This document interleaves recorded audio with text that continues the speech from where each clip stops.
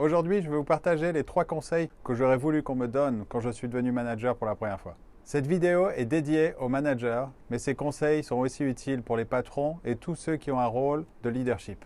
C'est parti!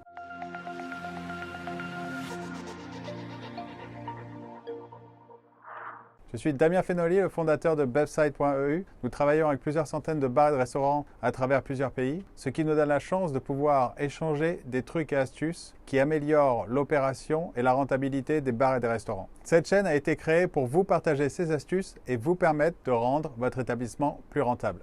Comme souvent, cette idée de vidéo m'est venue en rendez-vous avec un client qui me présentait son nouveau manager de salle. Et c'était la première fois pour lui d'avoir un rôle de manager. Après avoir échangé quelques mots, j'ai senti qu'il était, un peu tendu. Ça m'a rappelé moi à mes débuts. Je me suis dit, quels conseils j'aurais voulu qu'on me donne quand j'ai commencé mon rôle de manager. Et donc voici mes 3 conseils. Le premier conseil est les standards. C'est bien sûr important d'avoir de hauts standards et de maintenir ces standards. Mais souvent, quand on débute en tant que manager, on n'est pas sûr de soi à 100%. On va être ami avec nos employés pour qu'ils nous respectent. Et c'est à ce moment-là qu'on baisse ces standards. Si un de vos employés ne se comporte pas correctement ou qui ne fait pas le travail correctement, vous allez lui dire « Bon, pour cette fois-ci, c'est pas grave, tu feras mieux la prochaine fois. » Mais ce n'est pas comme ça qu'on gagne le respect. Vous pensez que oui sur le moment, vous pensez que vous vous êtes fait un ami, eh bien non. Nous respectons les personnes qui ont de hauts standards et qui savent les maintenir en haut. Donc mon conseil numéro 1 est de toujours garder ces standards. Et la seule chose que vous pouvez faire avec vos standards, c'est de les maintenir ou de les augmenter. Mais attention, maintenir ces standards, c'est être strict, mais pas méchant ou arrogant. Ok, je vous le redis, être strict ne veut pas dire méchant ou arrogant. Mon conseil numéro 2 est être organisé. C'est très simple. Si vous n'êtes pas organisé, vous ne serez pas capable d'organiser ou de manager une équipe.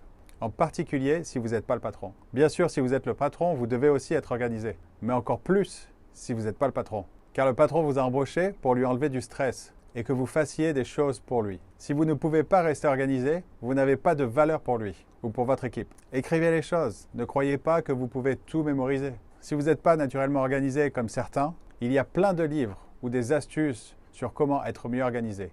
Et donc, ça se travaille et ça s'apprend. Mon 3e conseil, compléter. Je veux dire d'avoir la capacité de terminer les projets à temps. On vous a mis dans une position de manager, car quelqu'un expecte que vous soyez capable de suivre un projet ou une tâche de A à Z. Que ce soit d'élaborer des nouveont plats d'ici une semaine ou d'améliorer la prise des réservations, vous devez être capable d'accomplir ces tâches correctement et à temps. Sinon, pourquoi ont-ils besoin de vous?